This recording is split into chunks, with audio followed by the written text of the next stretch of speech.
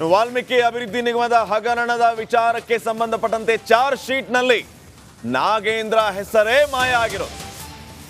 ಮಾಜಿ ಸಚಿವ ನಾಗೇಂದ್ರ ಹೆಸರು ಕೈ ಬಿಟ್ಟಿದ್ದಕ್ಕೆ ಆಕ್ರೋಶ ವ್ಯಕ್ತವಾಗ್ತಾ ಇದೆ. ಮೃತ ಚಂದ್ರಶೇಖರ್ ಪತ್ನಿ ಕವಿತಾ ಆಕ್ರೋಶವನ್ನ ಹೊರಹಾಕಿದ್ದಾರೆ. ಸಿಬಿಐ ತನಿಖೆಗೆ ಚಂದ್ರಶೇಖರ್ ಪತ್ನಿ ಆಗ್ರಹಿಸಿರೋದು. ಪ್ರಕರಣದಲ್ಲಿ ನನ್ನ ಪತಿಯನ್ನ ಸಿಲುಕಿಸುವ ಯತ್ನ ನಡೆದಿದೆ, ಆದರೆ ಮುಖ್ಯ ರೂವಾರಿಯ ಹೆಸರನ್ನ ಕೈಬಿಟ್ಟಿದ್ದಾರೆ ಅಂತ ಆಕ್ರೋಶವನ್ನ ವ್ಯಕ್ತಪಡಿಸಿದ್ದಾರೆ. ವಾಲ್ಮೀಕಿ ಹಗರಣದಲ್ಲಿ ನಡೆದಂಥ ಅವ್ಯವಹಾರಕ್ಕೆ ಪಟ್ಟಂತೆ ಏನು ಚಂದ್ರಶೇಖರ್ ಅವರು ಆತ್ಮಹತ್ಯೆಯನ್ನು ಮಾಡಿಕೊಂಡಿದ್ರು. ಈಗ SIT ಅದನ್ನು ತನಿಖೆಯನ್ನು ಮಾಡಿ ಸುಮಾರು 300 ಪುಟಗಳ ವರದಿಯನ್ನು ಶಿವಮೊಗ್ಗ ಜಿಲ್ಲಾ ನ್ಯಾಯಾಲಯಕ್ಕೆ ಸಲ್ಲಿಕೆ ಮಾಡಿರುವಂಥದ್ದು. ಈ ವಿಚಾರವಾಗಿ ಮಾತಾಡಲಿಕ್ಕೆ ನಮ್ಮ ಜೊತೆಗೆ ಏನು ಮೃತ ಚಂದ್ರಶೇಖರನ್ ಇದ್ದಾರೆ, ಅವರ ಪತ್ನಿಯಾಗಿರುವಂಥ ಕವಿತಾ ಅವರಿದ್ದಾರೆ. ಅವ್ರನ್ನ ಮಾತಾಡಿಸ್ತೇನೆ. ಮೇಡಮ್, ಇವತ್ತು ಚಾರ್ಜ್ ಶೀಟ್ ಸಲ್ಲಿಕೆ ಆಗಿದೆ, ಅದರಲ್ಲಿ ಸಚಿವ ನಾಗೇಂದ್ರ ಅವರ ಹೆಸರು ಸಹ ಕೈ ಬಿಟ್ಟಿರುವಂಥದ್ದು. ಇನ್ನೊಂದು ಪ್ರಮುಖವಾಗಿ ಅಂದರೆ ಆ ಚಂದ್ರಶೇಖರ್ ಅವರು ಸಹ ಹಣವನ್ನು ಬಳಸ್ಕೊಂಡಿದ್ರು ಅನ್ನುವಂಥ ಆರೋಪವನ್ನು ಚಾರ್ಜ್ ಶೀಟಲ್ಲಿ ಹಾಕಿದ್ದಾರೆ. ಸರ್, ಅವರು ತನಿಖೆ ಮಾಡಲಿ ಸರ್. ನಮ್ಮ ಮನೆ ಮೇಲೆ, ನಮ್ಮ ಅಕೌಂಟ್ಗಳ ಮೇಲೆ ಎಲ್ಲ ಅವರು ತನಿಖೆ ಮಾಡಿಕೊಳ್ಳಿ. ನಮ್ಮದು ಯಾವುದೇ ರೀತಿ ಇದ್ದರೂ ನ್ಯಾಯವಾಗಿ ತನಿಖೆ ಆಗಲಿ ಸರ್. ಸುಮ್ಮನೆ ಸುಳ್ಳು ಅಪರಾಧ ಹೊರಿಸ್ತಾ ಇದ್ದಾರೆ ಇದು. ಹಾಗಾಗಿ ನಾನು ಹೆಚ್ಚಿನ ತನಿಖೆಗಾಗಿ ಹೈಕೋರ್ಟ್ ಮೊರೆ ಹೋಗ್ತೀನಿ ಸರ್. CBI ತನಿಖೆಗೆ ಒಪ್ಪಿಸ್ಬಿಟ್ಟು ನಾನು ಹೈಕೋರ್ಟ್ ಮೊರೆ ಹೋಗ್ತೀನಿ ಸರ್. ಸುಳ್ಳು ಅಪರಾಧ ಹೊರಿಸ್ತಾ ಇದ್ದಾರೆ. ಆ ಥರ ಇರೋರಾಗಿದ್ದರೆ ಯಾಕೆ ಸರ್ ಅವ್ರ ಜೀವ ಕಳ್ಕೊಬೇಕಾಗಿತ್ತು?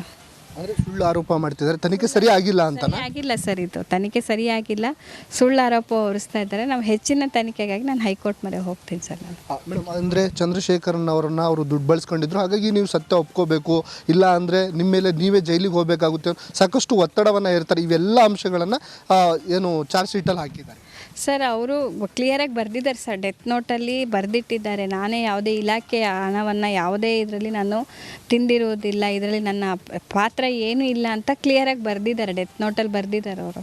ಹಂಗೆ ಬರೆದಿಟ್ಟು ಅವ್ರು ಸಾಯಬೇಕಾದ್ರೆ ಅವ್ರು ತಿಂದಿದ್ದಾರೆ ಅಂತ ಏನು ಸರ್ ಸಾಕ್ಷಿ ಇದೆ ಹೇಳ್ತಾರೆ? ಅವರು ಅನ್ಯಾಯವಾಗಿ ಯಾಕೆ ಸರ್ ಅಪರಾಧ ಹೊರಿಸ್ತಾರೆ ನಮ್ಮ ಮನೆಯವ್ರ ಮೇಲೆ?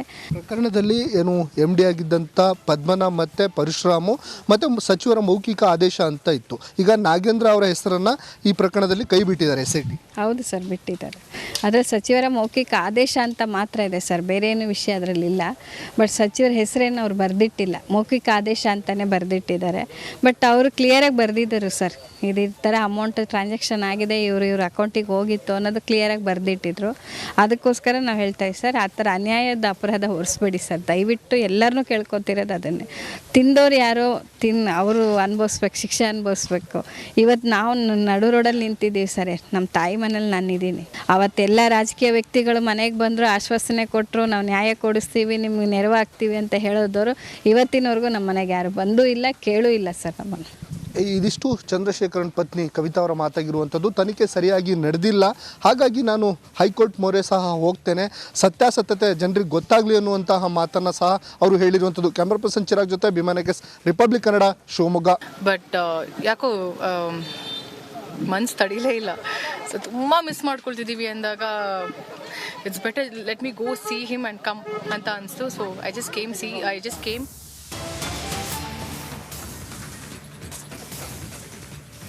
ರಚಿತಾ ನಾಮ್ ಹೇಳಿದರೋದು.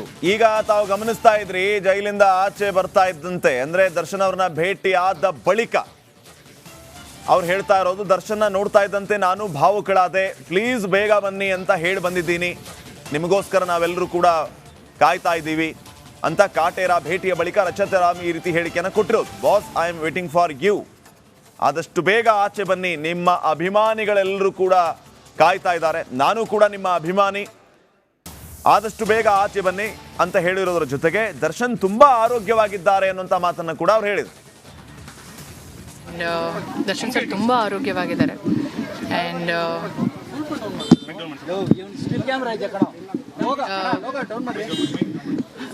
ಅದೇ ಕಷ್ಟ ಆಗುತ್ತೆ ಅವ್ರನ್ನ ಆ ಥರ ನೋಡೋದಕ್ಕೆ. ಬಟ್ ತುಂಬ ಮಿಸ್ ಮಾಡ್ಕೊಳ್ತಿದ್ದೀವಿ, ಯಾವ ಥರ ಆಗಕ್ಕಾಗ್ತಿರಲಿಲ್ಲ. ಸೊ ನನ್ನ ಒಂದು ರಿಗಾರ್ಡ್ಸ್, ನನ್ನ ಕುಟುಂಬ, ಅವರ ಒಂದು ಋಣ ನನ್ನ ಇಡೀ ಫ್ಯಾಮಿಲಿಗೆ ಇದೆ, ನನ್ನ ಮೇಲಿದೆ. ಸೊ ಎಸ್, ನೀವು ಕೂಡ ಭಾವುಕರಾದಾಗ ಸಂದರ್ಭದಲ್ಲಿ ಏನು ಅಲ್ಲ, ಅವರನ್ನ ನೋಡಿದಾಗ ಭಾವುಕರಾಗದೆ ಇನ್ನೇನು ಮಾಡ್ತೀವಿ ನಾವು? ನಿಮಗೆ ಧೈರ್ಯ ಹೇಳಿದ್ರೆ ಆ ರೀತಿ ಇದ್ರೆ ಖಂಡಿತವಾಗ್ಲೂ ಅವ್ರು ನನಗೆ ಹೇಳಿದ್ರೆ, ನೀ ಆರಾಮಾಗಿರು ಅಂತ.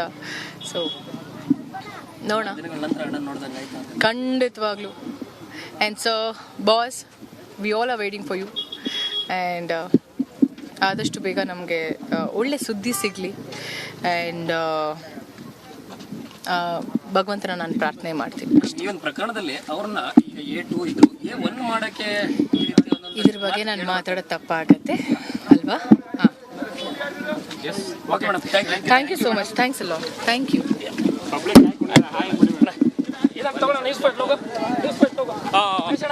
ಮಹೇಶಣ್ಣ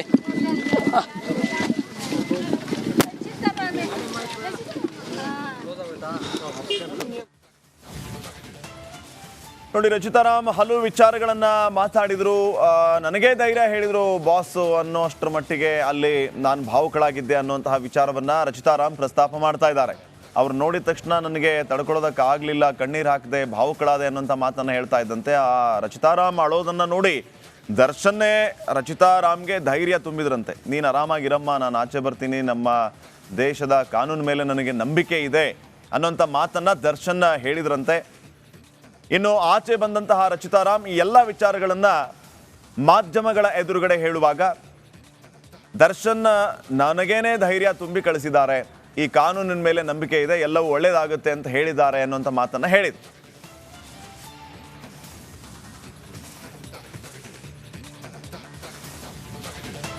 ಇವ್ರು ಹೋಗಿಲ್ಲ, ಆತ ನಟ ದರ್ಶನ್ನ ಅಭಿಮಾನಿ ಅಷ್ಟೇ, ದರ್ಶನ್ ಆಟೋಗ್ರಾಫ್ಗಾಗಿ ಅವರು ಹೋಗಿದ್ರು ಅನ್ನೋಂಥ ವಿಚಾರವನ್ನು ಹೇಳಿದ್ದಾರೆ. ನಾನು ಒಬ್ಬ ಫ್ಯಾನ್, ತುಂಬಾ ಮಿಸ್ ಮಾಡ್ಕೊಳ್ತೀನಿ. ಸೊ ಹೇಳ್ಬಿಟ್ಟು ಬಂದೆ, sir we all are waiting for you, please ಬೇಗ ಬನ್ನಿ ಅಂತ.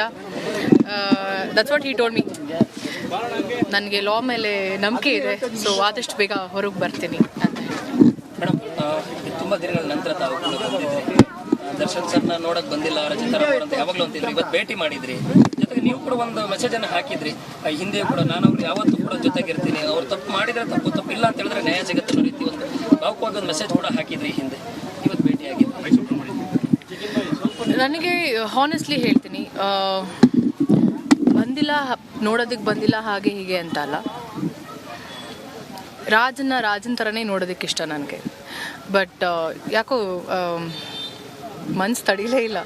ಸೊ ತುಂಬ ಮಿಸ್ ಮಾಡ್ಕೊಳ್ತಿದ್ದೀವಿ ಅಂದಾಗ it's better let me go see him and come ಅಂತ ಅನಿಸ್ತು. So I just came and ನೋಡಿ ಸ್ವಲ್ಪ ನಿರಾಳ ಆಯಿತು. ಆ್ಯಂಡ್ ಪ್ರಮುಖವಾಗಿ ಅವ್ರ ಆರೋಗ್ಯ ಬಗ್ಗೆ ವಿಚಾರಿಸ್ಕೊಂಡೆ. So he is very healthy, he is very fine. ಏನು ಹೇಳಿದ್ರು ಮೇಡಮ್? ಏನು ಮಾತಾಡ್ತಾರೆ? ತುಂಬ ಹೊತ್ತು ಅರ್ಧ ಗಂಟೆ ಇದ್ರಿ, ಏನಾದರೂ ಮುಂದಿನ ಕಾನೂನು ಹೋರಾಟ ಈ ರೀತಿ ಸಂಬಂಧ ಏನಾದರೂ ಮಾತಾಡಿದ್ರೆ? ಏನಿಲ್ಲ, ಅದು ಸರ್ ಬಂದಮೇಲೆ ಅವ್ರ ಹತ್ರ ಈ ಪ್ರಶ್ನೆಗಳು ಕೇಳಿದ್ರೆ ಉತ್ತಮ ಅಂತ. ಸೊ ನಾವು ಏನೇ ಮಾತಾಡಿದ್ರೂ ಅದು ತಪ್ಪಾಗುತ್ತೆ. Let him come. ಸೊ ನಿಮ್ಮ ಪ್ರಶ್ನೆಗಳು ಅವ್ರ ಮುಂದೆ let him speak. Jaggi, thank you so much. ನಾವು ಕೂಡ ಭಾವುಕರಾದಾಗಿದ್ದೀವಿ. ಏನು ಮಾಡಲಿ, ನಾವೊಂದು ಮಾತು ಹೇಳಲ್ಲ, ನಾನು ಅವರ ಒಂದು ಬ್ಯಾನರಿಂದ ಬಂದವಳು, ನನ್ನನ್ನು ಇಂಟ್ರಡ್ಯೂಸ್ ಮಾಡಿದ್ದು ದರ್ಶನ್ ಸರ್. ಆ್ಯಂಡ್ ಇವತ್ತು ನನಗೇನೇ ಹೆಸರಿದ್ರು ಅದು ದರ್ಶನ್ ಸರ್ ಇಂದ. ಅವತ್ತು ಒಂದು ಮಾತು ಅವ್ರು ಏನಾದರೂ ನೋ ಅಂತ ಹೇಳಿದರೆ ಪ್ರಾಬಬ್ಲಿ ಇವತ್ತು ರಚಿತಾರಾಮ್ ರಚಿತಾರಾಮ್ ಆಗಕ್ಕಾಗ್ತಿರಲಿಲ್ಲ. ಸೊ ನನ್ನ ಒಂದು ರಿಗಾರ್ಡ್ಸ್, ನನ್ನ ಕುಟುಂಬ, ಅವರ ಒಂದು ಋಣ ನನ್ನ ಇಡೀ ಫ್ಯಾಮಿಲಿಗೆ ಇದೆ, ನನ್ನ ಮೇಲಿದೆ. ಸೊ ಎಸ್, ನೀವು ಕೂಡ ಭಾವುಕರಾದಾಗ ಸಂದರ್ಭದಲ್ಲಿ ಧೈರ್ಯ ಹೇಳಿದ್ರೆ ಮೇಡಮ್? ಏನು ಅಲ್ಲ, ಅವರನ್ನು ನೋಡಿದಾಗ ಭಾವುಕರಾಗದೆ ಇನ್ನೇನು ಮಾಡ್ತೀವಿ ನಾವು? ನಿಮಗೆ ಧೈರ್ಯ ಹೇಳಿದ್ರೆ ಆ ರೀತಿ ಇದ್ರೆ? ಖಂಡಿತವಾಗ್ಲೂ ಅವ್ರು ನನಗೆ ಹೇಳ್ರಿ, ನೀ ಆರಾಮಾಗಿರು ಅಂತ. ಸೊ ನೋಡೋಣ, ಖಂಡಿತವಾಗ್ಲೂ. And so boss, we all are waiting for you. And ಆದಷ್ಟು ಬೇಗ ನಮಗೆ ಒಳ್ಳೆ ಸುದ್ದಿ ಸಿಗಲಿ. ಆ್ಯಂಡ್ ಭಗವಂತನ ನಾನು ಪ್ರಾರ್ಥನೆ ಮಾಡ್ತೀನಿ.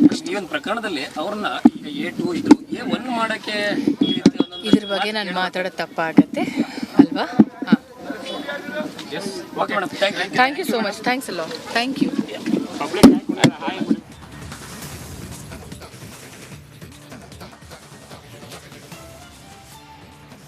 ಇದು ದರ್ಶನ್ನ ಭೇಟಿಯಾದ